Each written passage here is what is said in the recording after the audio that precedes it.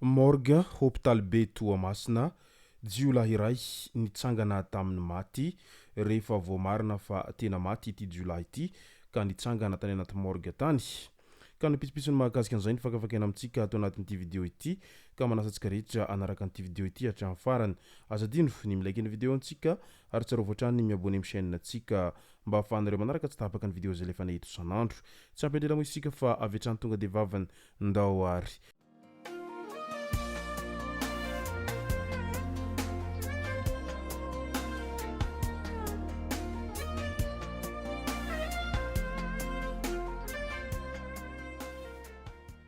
Ny tonga tsy miaraba hono na mantesitra ka dia faly miaraba isika rehetra mpanaraka tsy tapaka an'ity chaîne ity ny tenako amin'ny androandroany ity arakin'izay efa natsiviko zay dia ny mahakasika an'ilay raha Jiolahy izay nitsangana tamin'ny Maty tany Toamasina tany no tena iompanan-tsika ato anatin'ity vidéo ity fa milohan'izay dia andao aloha resantsika ireto tsara ho fantatra manaraka ireto. Morombe trano iray no maiky ilan'ny afo tamin'ny andron'ny alahady maraina iny tao amin'ny fokotanin'ny Avaradrova commune ambanivohitry ny Morombe. Tsy nisy azo raisina ny entana tao an-trano, mbola tsy fantatra ny antony izay nahatonga izao loza izao araky ny vaovao avy any toerana hatrany ka dia mankahery an'ireo izay tompon'ny trano izay niara-mboina tamin'ity fahamaizan'ny tranon'izy ireo ity ekena fa efa sarotra ny fiainana amin'izao fotoana izao dia mbola niampy an'izay fahamaizan-trano zay tena mampalahelo izany ka dia mankahery hatrany. Filohateo aloha namaly mivantana any Andriamatoa Andro Rajoelina mikasika ny Sadek mahamenatra sy manalabaraka ny fihetsika nataon'ireo filohateo aloha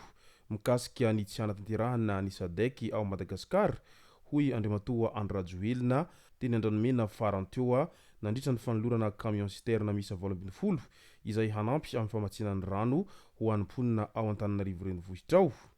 Namaly avy hatrany ireo filohateo aloha Andriamatoa Mark Ravalomanana sy Rajaonaromampianina hery ka nilaza fa tsy misy hidiran'ny politika ny fifanakalozana nataon'izy ireo tamin'ireo mpikambana sasany eo anivon'ny Sadek fa kosa antso fanairana mifototra amin'ny zavatra hita maso sy misy pirofo ara-taratasy mazava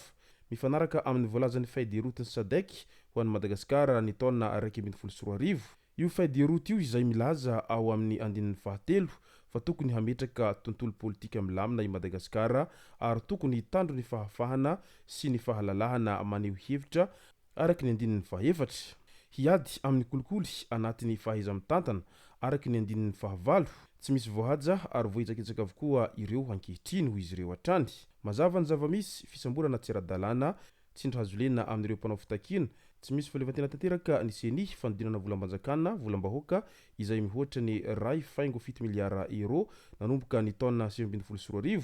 olana ara-sosialy goavana ka miaina anaty fahantrana lalina avokoa ny 80 sanjaton'ny mponina ary latsaky ny 200 sanjato no misitraka herinaratra. Tsisy fiombonana raha mitazam-potsiny ka hangina manoloana ireo tsy fanarahan-dalàna ireo ary ny fanomanana ny someh eo anatrehan'ireo ka tsy hijery izay tena fototry ny krizy dia mamparefo ny mahazava-dehibe ny Sadek ary manome ohatra ratsy ho an'ny faritra. Mazava ny tanjonay ho izy ireo hiaro ny fiandrianan'ny firenena sy ny Sadek ka hijoro ho rafitra itokisana sy azo antoka ho an'ireo mpikambana rehetra ao anatin'izany Sadek izany. Izay ny hafatra avy tamin'ireo filohateo aloha raha toa ka namaly mivantana an'izay fanambarana nataony Andriamatoa filoha ny amin'ny mahakasika an'izay mety ho fanakatsakanana ny fivoriana izay ho ataon'ny Sadek izay. ORTI tsy mondrefana indray vaky ny ady eo amin'ireo mpandraharaha misehatra amin'ny fizahantany izay mivondrona eo anivon'ny ofisym-paritry ny fizahantany tsy mondrefana sy ny ministeran'ny fizahantany ary ny asa tanana manoloana ny fijabahan'ny ministra amin'ny fiainan-tokantranon'izy ireo. Olana maro no hita eo anivon'ny ORTU hatramin'izay raha ny fitarainana voaray hatrany toy ny tsy fanomezana feno ny karaman'ireo mpiasa sy ny zo samihafa tokony hositrahany izy ireo. Eo ihany koa ny tsy fampandehanana ny ORTI amin'ny laony ny vokatry ny tsy fahaiza-mitantana miteraka tsy fahatokisana intsony an'ireo filan-kevim-pitantanana izany ka nirosa amin'ny fampitona azy ireo amin'ny asan'ny mpikambana tamin'ny lalan'ny latsabato araky ny fitsipika mifehin'ny fikambanana hatsany. Tapaka tamin'izany fa miato amin'ny asany avy hatrany ireo mpikambana eo anivon'ny filan-kevim-pitantanana nandefa noty mitsipaka izany nefa ny ministry ny fizahantany sy ny asa tanana ka namerina indray ireo mpikambana eo anivon'ny filan-kevim-pitantanana ny ofisy miparitry ny fizahantany tsy mondrefana izay mifanohitra tanteraka amin'ny fitsipika anatiny mifehy ny fitantanana eo anivon'ny ofisiparitry ny fizahantany. Mitaraina araka izany ireo mpandraharaha eo amin'ny sehatry ny fizahantany ao amin'ny faritra atsimo andrefana manoloana ny fijabahany ministra amin'izao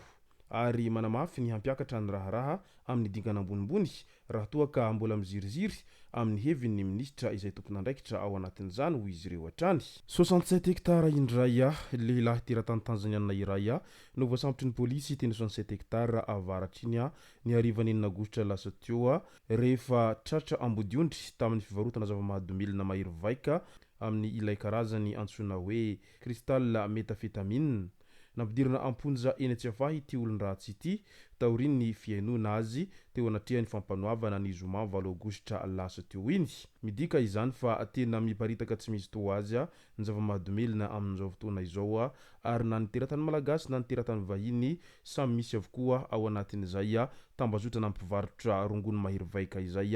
eny anelakelan-trano sy eny amin'ireny toeram-pisotroana isan-karazany ireny ka dia manentana trany ho an'ny ray aman-dreny anara-maso tsara ny zanany sao dia taforoboka amin'ireny zava-mahadomelina mahery vaika ireny fa raha toa ka taforoboka amin'izy ireny mantsy dia sarotsarotra ho tafiala satria lasa misy fiankinan-doha amin'izay fidorohana zava-mahadomelina izay raha vantany vao manandrana kely an'izay resaka zava-mahadomelina mahery vaika izay. Tranga hafakely indray noho niseho tany Toamasina tany satria Jiolahy misa 4 no voalaza fa maty voatifitry ny polisy tao Toamasina tao tamin'ity herinandro ity rehefa napetraka tao amin'ny tranompaty izy ireo dia velona ny iray ary tafavoaka tao anatin'ny tranompaty tao. Nateron'olona tany amin'ny hôpitaly be ho tsaboana indray ilay Jiolahy aveo rehefa nisy nahita teny an-dalana. Araka izany dia nitsangana tamin'ny Maty tao anatin'ny tranompaty izany ity Jiolahy izay niaraka tamin'ireo voatifitra tao Toamasina ireo araky ny fampitambavao avy any an-toerana hatrany. Tranga tsy fahita moa izy ity ary samba ny tempotantarany Jiolahy no nisy an'izany hoe maty ka velona indray izany. Tena mahagaga ny zava-nisy tao Toamasina tao manoloana an'izay fitsanganako velony ilay Jiolahy izay voalaza fa voatifitry ny mpitandro filaminana ary maty ka naterina tany anatin'ny tranompaty izay rehefa aveo dia velona ka nitsangana izay hatrany. Izay sy zay no masaka azona roso tao anatin'ity video ity tompoko lasy tompoko vavy misaotratsika rehetra nanaraka an'ity video ity hatramin'ny farany. Azadino ny milaiky ny videontsika ary tsarova hatrany ny miabone amin'ny chaîne antsika mba ahafahanareo manaraka tsy tapaka ny video zay lefa nahita isan'andro. Tompoko lasy tompoko vavy mankasitraka dia mirary soa.